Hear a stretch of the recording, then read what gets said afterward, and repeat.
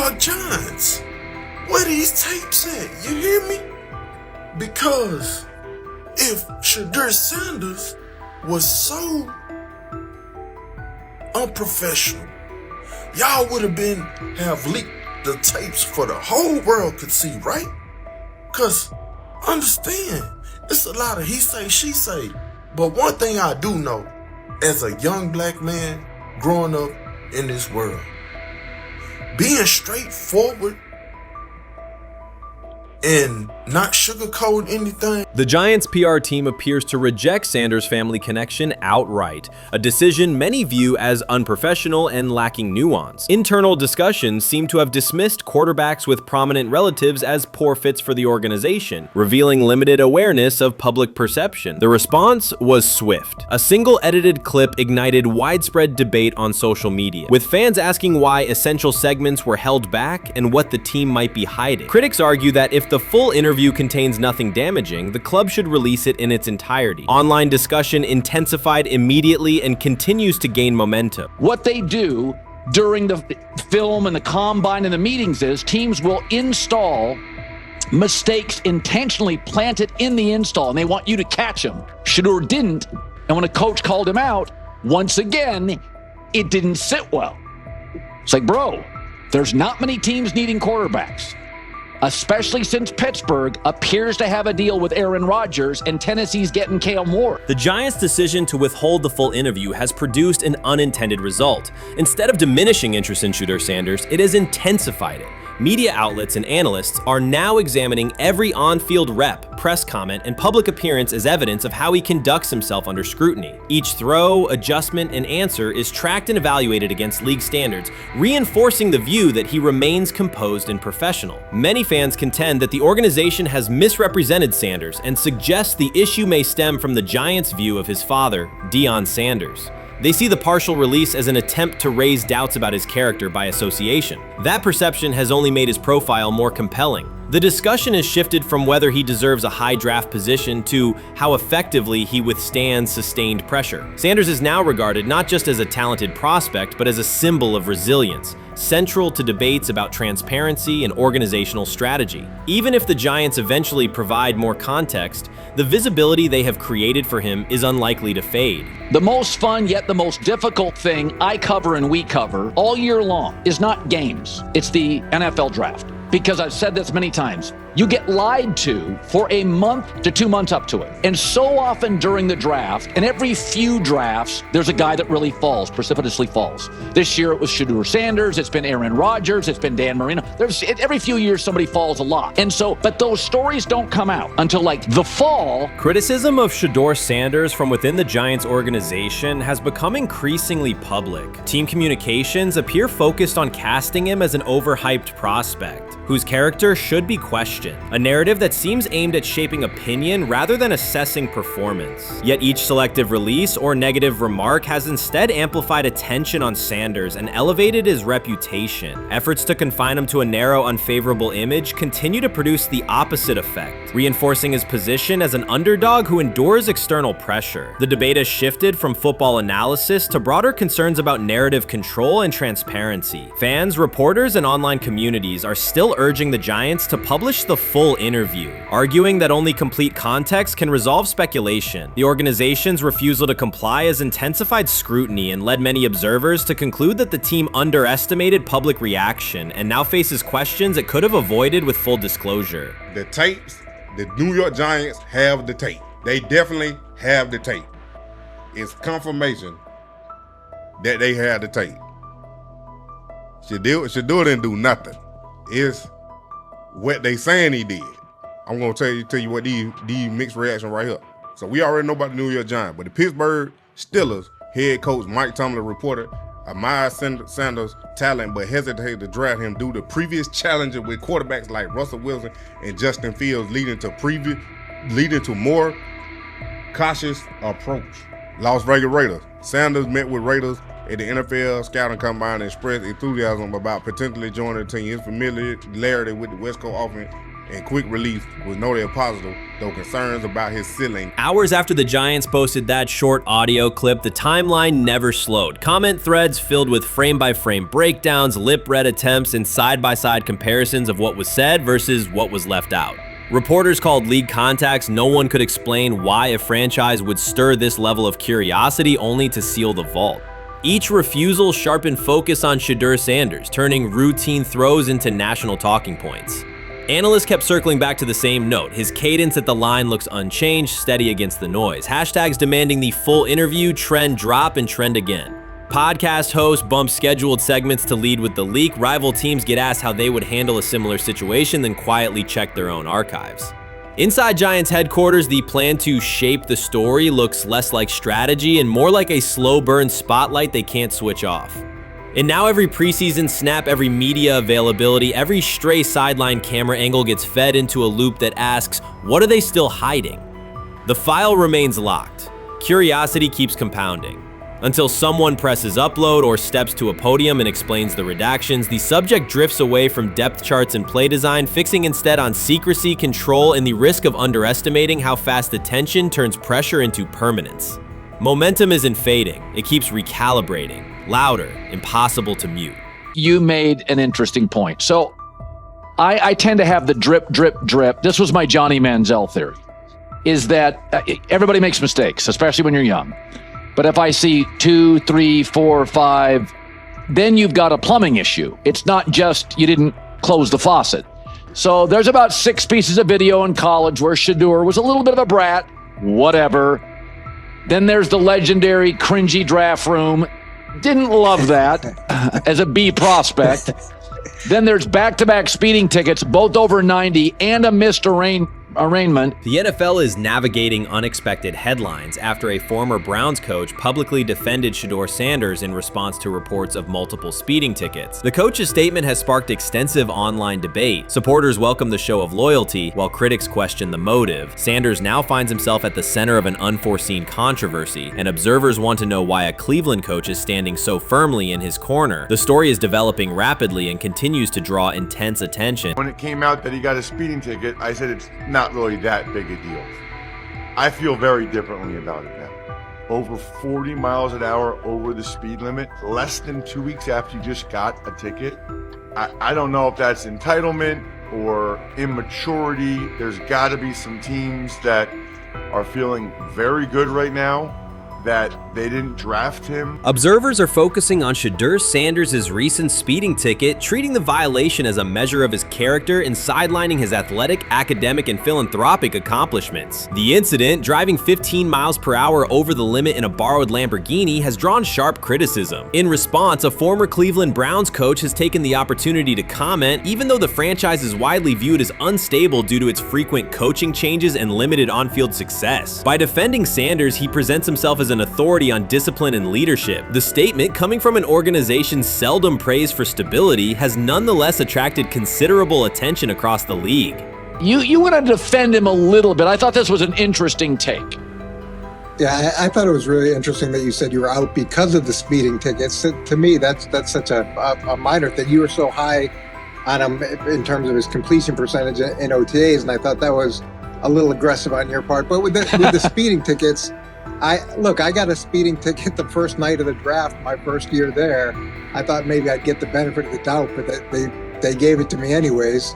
As soon as the former Browns coach defended Shedeur Sanders, social media erupted with commentary, resembling the volume of draft night coverage. Posts and opinions appeared within minutes, and criticism escalated rapidly. Detractors amplified Sanders' minor speeding violation, while supporters argued that such reactions were disproportionate to a single traffic citation. Shedeur Sanders received 2 speeding citations, and the minor traffic issue quickly drew national attention. Before considering the former Browns coach's response, it is useful to clarify the facts. Sanders, son of Pro Football Hall of Famer Deion Sanders and a current college quarterback, was twice ticketed for exceeding the limit while driving a high-performance vehicle. Commentary on social media escalated rapidly, with critics framing the incident as a significant character concern, even as the league has historically tolerated far more serious legal transgressions. Stepping into the debate, a former Cleveland Browns coach, best known for a tenure filled with losses and contested decisions, citations, issued a strong public defense. He argued that 2 speeding tickets should not define Sanders' reputation or overshadow his on-field talent and community work, urging a balanced assessment of the player's actions. I don't love it from a 5th-round draft pick. I don't love that it happened multiple times.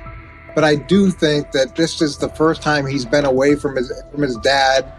And, you know, there's going to be some growing pains. Now, would I sell my stock on it like you are? Not because of a couple speeding tickets, especially in light of the problems that Brown's quarterback room has had to deal with legally in the last few years. I mean, this is nothing. The debate quickly shifted from 2 speeding citations to broader claims about integrity, growth, and leadership. The former Browns coach framed the infractions as moments for personal development and urged observers to view them in context. Critics responded forcefully. Some called for disciplinary action, others questioned Deion Sanders' parenting, and a few sought to discredit the coach himself, despite his professional record already being widely analyzed across the league. The reaction underscores an apparent inconsistency in public standards. Fans often overlook on-field confrontations, heated sideline arguments, and other significant controversies, yet they treated Sanders' routine traffic offenses, speeding without evidence of reckless endangerment, as indicators of serious character flaws. If such minor violations were adopted as the primary measure of morality in professional football, many players would face similar criticism. Sports media amplified the story almost immediately. Television panels dissected Shedeur Sanders' decision-making, treating 2 speeding tickets as indicators of deeper character concerns. Networks aired detailed segments under banners such as red flags and road rage, repeatedly questioning whether the citations might affect his draft evaluation. Although Sanders is already regarded as a first-round prospect, analysts emphasize that NFL teams value discipline and legal awareness when forming final assessments. Many commentators overlook the fact that other high-profile players have faced more serious offenses without similar scrutiny. Throughout the coverage, the former Browns coach defended Sanders, portraying him as a talented quarterback subjected to disproportionate criticism in a culture that expects near-perfect conduct. His argument was thorough and methodical, asserting that the traffic violation should not overshadow Sanders' skills, work ethic, or future potential.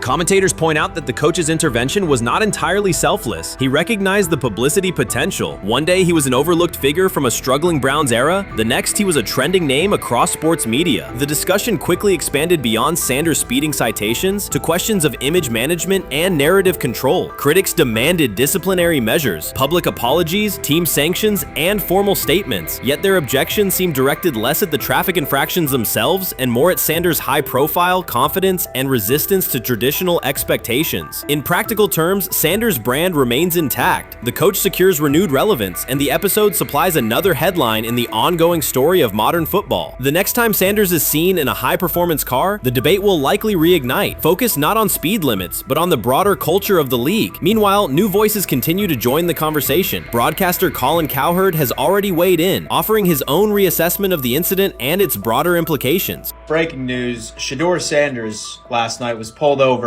going 100 miles per hour. All right, he clocked 101, 41 miles an hour over the speed limit in Cleveland. He will have the opportunity to fight the ticket in court. Now, I'm not exactly sure where he was pulled over, whether or not that it was in Ohio or whether or not that it was in his home state. But typically when you're going 40 over, that's flirting with the line of reckless driving. Folks, I gotta tell you, I don't understand what it is with these young men driving at absurd speed. Colin Cowherd's view of Shedeur Sanders shifted abruptly. Days after praising the quarterback's poise and skill, he appeared on air to declare that Sanders is overhyped, unfocused, and distracted by celebrity. The reversal was immediate, without any gradual reconsideration. Cowherd now frames Sanders' 2 speeding tickets as evidence of poor judgment, even though he has defended other quarterbacks facing far more serious off-field issues. The sudden, wholesale withdrawal of support leaves viewers questioning the consistency of Cowherd's criteria and illustrates how quickly media narratives can change when minor incidents receive outsized attention. This is Okay. nothing. Okay. How much of this is, I mean, Jimmy Haslam has his hands all over Manziel, has his hands all over Deshaun Watson, admitted it, man enough to admit it. I saw the reaction in the draft room when they took Shedeur Sanders. It's pretty obvious it wasn't the coach and the GM's pick. How much is this team has 8 last place finishes in 13 years owning it. How much of this is we don't have a very good owner here like Washington, D.C. and the Commanders? Yeah, I didn't love the owner stepping in and saying, hey, you got to take this guy in the 5th round. And I doubt they'll ever admit to it. While Colin Cowherd urged teams to move on from Shedeur Sanders, former Browns coach Eric Mangini offered a more measured response. Mangini, whose tenure in Cleveland was marked by mixed results, used his platform to provide context rather than condemnation. Instead of sensationalizing the speeding violations, he encouraged viewers to consider Sanders' circumstances. A 21-year-old quarterback whose life is scrutinized both on and off the field. Mangini acknowledged that the tickets were mistakes, but emphasized that they do not by themselves define Sanders' character or future. He noted the extraordinary attention athletes receive today, combining the responsibilities of quarterback, public figure, and social media presence. Under such pressure, missteps are magnified, and criticism multiplies quickly. Mangini concluded that any evaluation of Sanders should weigh the totality of his behavior, performance, and growth, rather than isolate 2 traffic citations as decisive evidence of poor judgment. When he led college football in completion percentage and he threw almost 40 touchdowns for over 4,000 yards, how tall was he? Because they make it seem like he shrunk all of a sudden, RC. Oh, how lively was his arm? Because all I know is somebody did that. Somebody threw for over 4,000 yards, somebody threw for almost 40 touchdowns, and somebody led college football in completion percentage. Now, I'm trying to figure out, what I try to figure out all the time, Mel, is how a guy that hadn't played football in almost 5 months. Shannon Sharpe has publicly defended Shedeur Sanders and criticized those questioning him. Sanders has earned higher recognition and some fans are responding negatively. Although there's debate about whether he belongs on a second team list, Sharpe maintains that Sanders' career is clearly ascending. Reactions on social media are mixed. Some users are angry, others are surprised, and a few say they anticipated this result. The conversation remains active. When reports confirmed that Shedeur Sanders had been elevated from second team to near top tier status, Shannon Sharpe issued an emphatic response. He delivered a detailed rebuttal to critics, underscoring why Sanders deserved the promotion and directly challenging those who doubted the decision. I don't think that he was underprepared during these meetings. I don't believe any of these stories that he showed up arrogant and that he was bombing his interviews. I mean, you watch the film, he's on time, he's on point.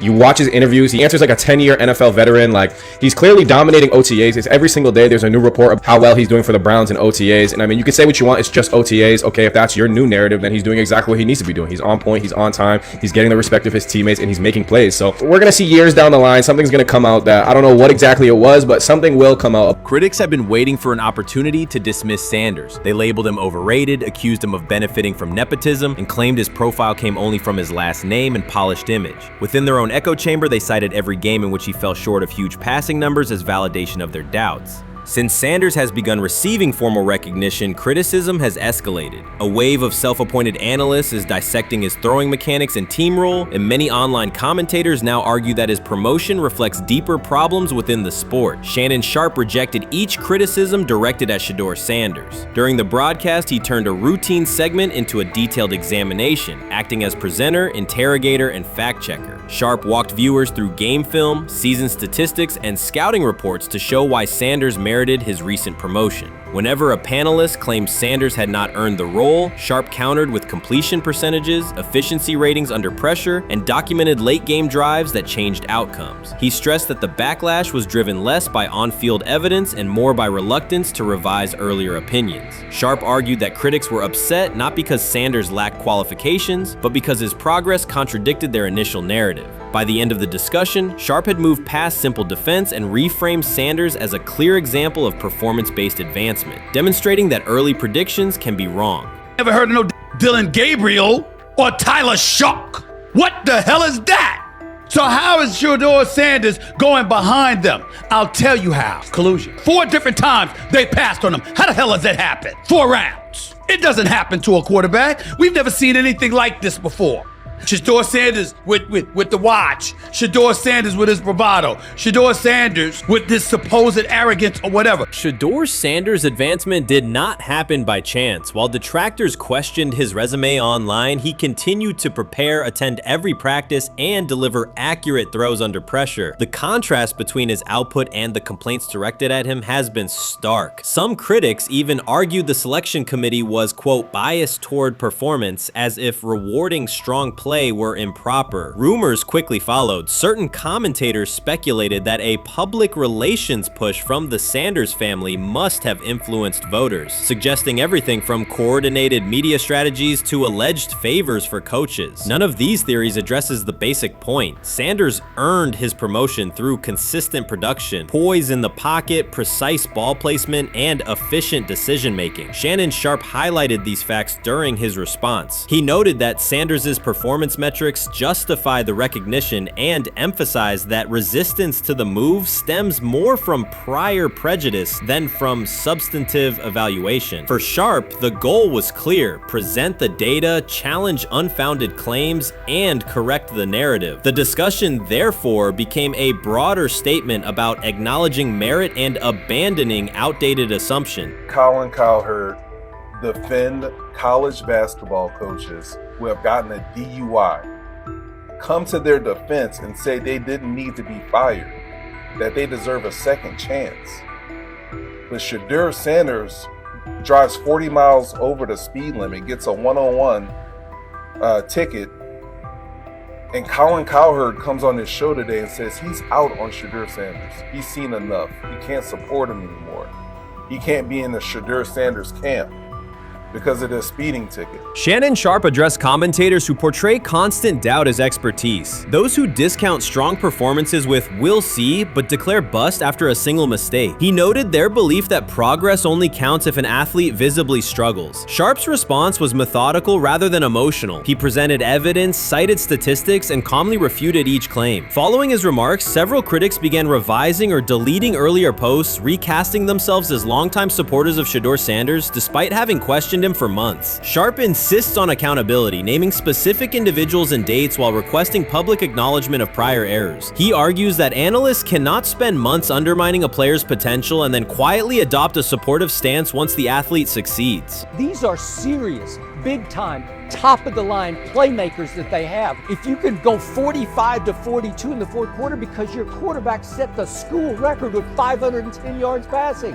He was flawless. Shedeur is big time. I didn't know for sure, will it translate to the next level of competition? Yes, it might translate to the next level of competition as he can play. Critics who once claimed Shedeur Sanders was unprepared now hesitate to acknowledge their mistake. They resist retracting earlier comments and struggle to accept that an athlete can succeed without their approval. Sanders continues to share practice clips and game highlights without engaging the debate, while Shannon Sharpe documents every dismissive remark, ready to revisit them on national television. The disapproval did not slow Sanders. It underscored his progress and exposed the gap between perception and performance. As a result, the conversation has shifted. Analysts who doubted him now describe him as undervalued and publish detailed evaluations of his mechanics and game management, suggesting long-standing familiarity with his career. In a matter of weeks, critics have recast themselves as advocates, demonstrating how quickly opinion can change when consistent results leave little room for doubt. Shannon Sharpe signaled that his commentary is not over. He considers Sanders' advancement a positive outcome for every athlete who has been overlooked or criticized for having confidence. Sharpe stressed that analysts do not have the authority to determine who deserves recognition based on personal preference. The reaction to Sanders' promotion, he argued, revealed how quickly opinions can shift once results are undeniable. Sharpe pointed out that many vocal critics became quiet when confronted with objective performance data. This exchange, Sharpe insisted, reached beyond defending a single quarterback. It challenged the practice of dismissing achievements that do not fit familiar narratives. He reminded viewers that success does not require external approval and that consistent talent will surface despite online commentary intended to minimize it. While critics reconsider their positions, Sharpe remains steady, assigning credit to the athlete and allowing the scoreboard to confirm the argument. In his view, the statistics speak clearly enough. Sharpe also emphasized that the intensity of the backlash must be placed in context. College football is a volatile environment where unexpected outcomes are common. Therefore, declaring failure based on incomplete evidence only weakens the credibility of sports analysis. The discussion underscored the need for measured evaluation rather than reactive judgment. Dak Jackson and him and everybody else that we talked to have said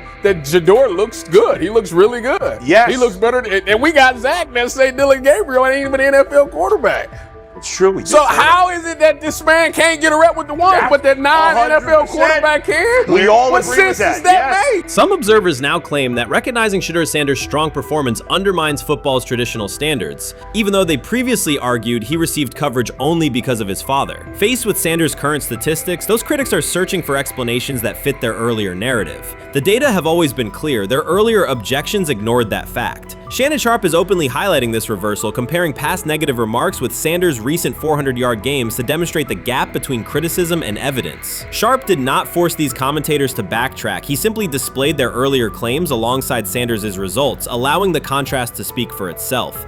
I view things as I got time. I got time to be able to grow and mature, and be able to understand the ins and outs of the defenses and be able to get the good insight from the vets in the room. So I look at it as, a plus. And whenever, it's time for me to play them. Shedeur Sanders rolled into Browns camp and instantly made the whole practice feel like a recess pickup game. NFL vets suddenly looked like they'd forgotten the playbook and were just trying to keep up. With that being said, I see some balls coming out of Shedeur Sanders at that camp, and I'm like,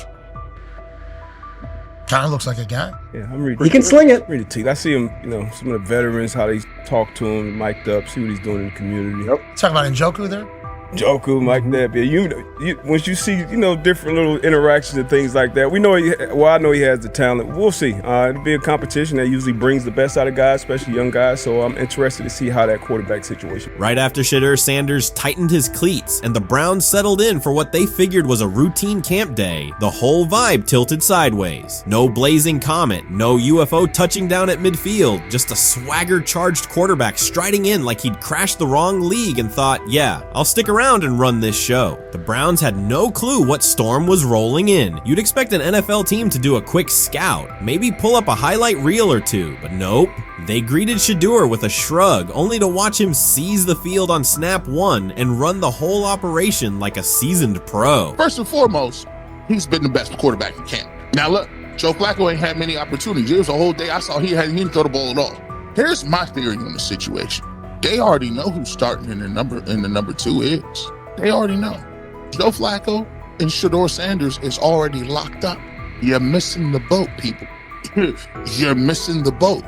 Your boy, Kenny Pickett and Dylan Gabriel, they're fighting. Shedeur didn't merely clock in, he hijacked the session. One moment he's loosening his arm, the next he's roasting veteran QBs like faded names on busted draft boards. Defensive coordinators everywhere had the same gut punch reaction.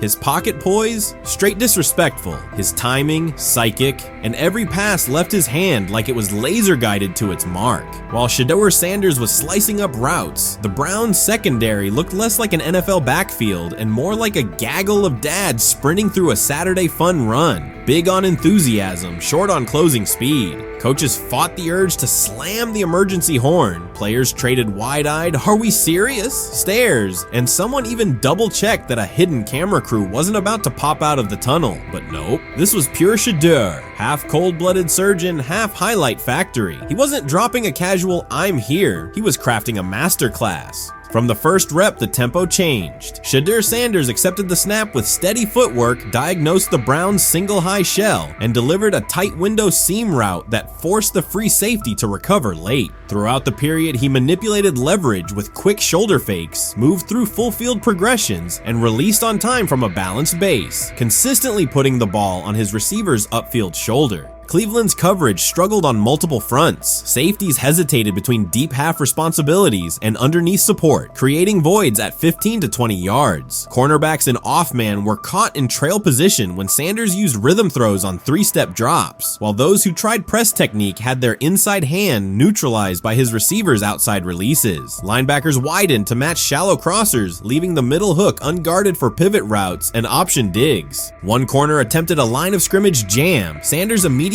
adjusted the route to a back shoulder fade, releasing the ball before the break and rendering the press ineffective. Over the session, he showcased pocket discipline, reclimbing to maintain throwing lanes rather than drifting, and finished with a series of anticipatory throws against cover 2 cloud, fitting vertical outs between the flat and deep half defenders. Sanders' combination of rapid post-snap processing, precise ball placement, and pocket efficiency exposed coverage mismatches at every level and highlighted communication gaps in the Browns secondary. By mid-session, the Browns defensive staff clearly recognized their calls were outmatched. Every adjustment, a roll to cover 6, a simulated pressure, a late rotate to 2 high, was neutralized once Shedeur Sanders confirmed the post-snap picture. Routes that had taken weeks to script were beaten by timing and location. Comeback set at 12 yards broke open before the corner's transition. Slot seam-outs dotted the void between the flat and deep half defender, and boundary receivers beat press with quick hand techniques, receiving the ball before the trail man could recover. Sanders' command was methodical. He used cadence to freeze plug blitzes, re-ID'd the mic when linebackers sugared the A-gaps, and maintained a firm base so he could reset and fire without resetting his feet. His receivers benefited from that rhythm. Top of the stem, eyes back. Ball delivered on their upfield shoulder, allowing immediate transition to YAC. The Browns front tried a late stunt to compress the pocket. Sanders climbed 2 steps, re-spotted the shallow crosser, and delivered in stride, turning a potential sack into a 20-yard gain. What stood out most was how little ramp-up Sanders needed. From his first series, he processed full field concepts at tempo, cycling through progression reads without hitching. The poise under interior pressure, consistency in ball placement, and ability to manipulate zone defenders left the Browns' coordinated disguise packages ineffective and forced them into static coverage by the end of the period. In short, Sanders' efficient mechanics, rapid processing, and anticipatory accuracy rendered Cleveland's defensive game plan ineffective at every level, from pre-snap disguise to post-snap spacing. Imagine there's many people that think Dylan Gabriel's a better quarterback than Shedeur Sanders. I don't care where they were drafted. And if the Browns are the one team that thinks that, then I'm going to suspect it's not true. They don't know what. Listen, I've been on every quarterback evaluation for 30 years. Right. I never root against anybody. Yeah. But I'd be surprised if Dylan Gabriel's ever a legitimate starting quarterback for the Cleveland Browns. I-I'd be surprised. I just don't think. Well, then it is a wasted pick because you took him in the top 100. Yeah, but potentially. Yeah. May get away with it because of Shedeur. An edge rusher chirped at Shedeur Sanders between snaps, hoping to shake his rhythm. On the very next play, Sanders answered with a 30-yard laser, a deep dig from the boundary side that split the single high safety and the trailing corner. He hit the top of a 5-step drop, kept a firm base, and delivered on time to the receiver's outside shoulder, turning what should have been a routine rep into a sudden change explosive. From that moment on, every coverage wrinkle the Browns tried, rotating from cover 3 to quarter half, flashing a Tampa 2 shell, mugging both A-gaps, was met with a precise counter. When corners pressed, Sanders adjusted the route to a back shoulder fade. When safeties widened, he checked to a glance post. When linebackers bailed, he found the running back on a delayed option out of the backfield. Even late simulated pressures couldn't move him off his spot. He simply climbed, reset his feet, and fired. As Cleveland's defenders rotated through checks, Sanders manipulated them with cadence and eye discipline. He froze weak side safeties long enough to create intermediate windows, then feathered the ball into those lanes before help could arrive. When the Browns finally dropped 7 and matched every route, Sanders tucked the ball and converted 2 separate 3rd and 6 situations on the ground, reminding everyone that his mobility is as calculated as his arm. By the end of the session, the defensive coordinator's call sheet looked obsolete. Sanders had neutralized blitz looks, exposed spacing issues in zone, and forced the unit into static base coverage just to survive the period. It wasn't a camp drill anymore. It was a clinic on timing, processing speed, and controlled aggression, delivered snap after snap by a quarterback who never needed a warm-up lap to own the field. They never planned on taking him. The problem is, like Ocho Cinco said, you got somebody that has endeared himself to the locker room. And guess what? The difference between him and Tim Tebow, the biggest one, is he can play. He can throw the ball. Tim Tebow running around being an H-back. He can throw the ball. And he's done everything he needs to do. He ain't saying nothing. He ain't rocking the boat. He ain't mad about the reps. He ain't mad about none of that. All the people out there want to see is this, like Tyler said earlier. We want to see what he can do with Jerry Jeudy. That's it. I want to see what he can do with David Njoku. I want to see him with Junkins. I want to see him with the first running backs. If you are cooking, if you are beating down the doors with the 3s and 4s, guess what?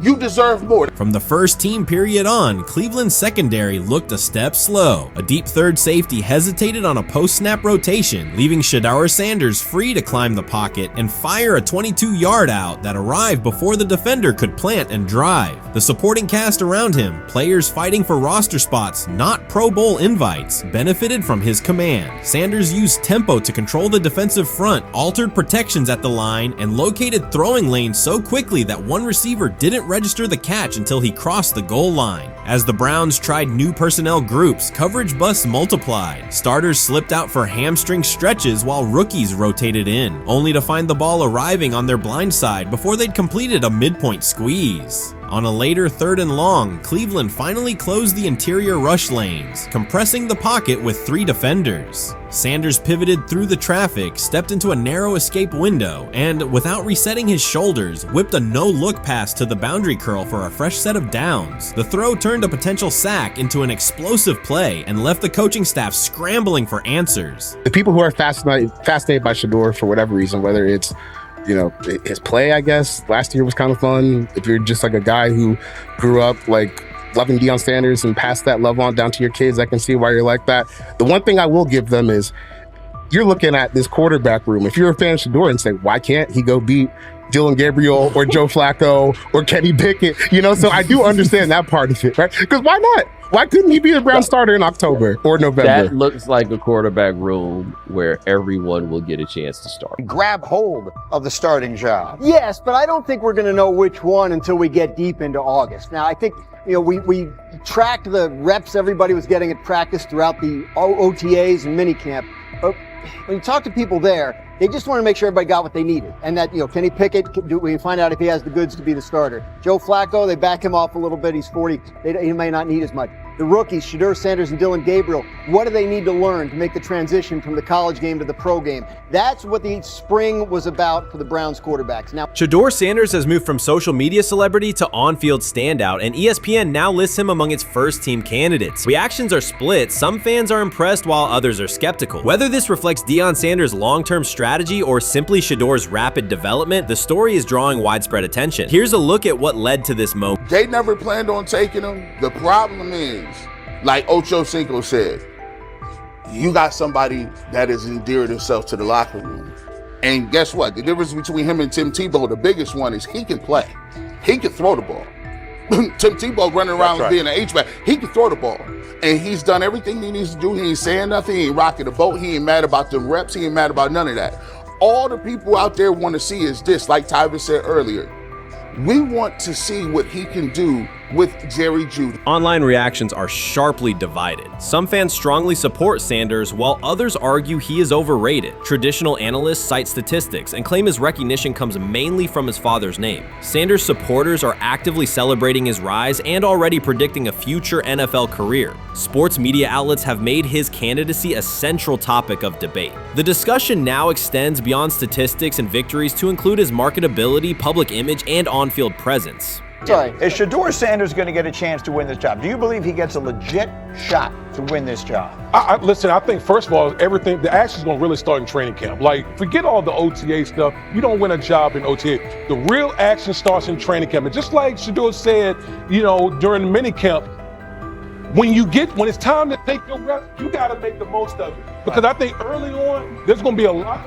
Remember, Joe Flacco didn't hardly practice in OTAs and mini camps because they were giving the young guys. Right. So when he gets his opportunity, he's going to have to make the most of it. Analysts are closely reviewing game footage to evaluate Sanders' decisions and mechanics, while others examine his social media activity to see how he balances content creation with quarterback duty. Shedeur Sanders' placement on ESPN's early first-team list has taken over the college football conversation. Supporters circulate his highlights and argue that his on-field production and leadership justify the honor. Skeptics claim the recognition relies too heavily on his family name and question whether his resume is strong enough for first-team status. Analysts are rewatching game footage to assess his reads, accuracy, and pocket presence, while others examine how he balances a high-profile social media presence with quarterback responsibilities. The debate has pushed other storylines, such as conference realignment and NIL issues, into the background, leaving fans and commentators focused on Sanders' performance, marketability, and overall impact on the sport. I'll keep saying it.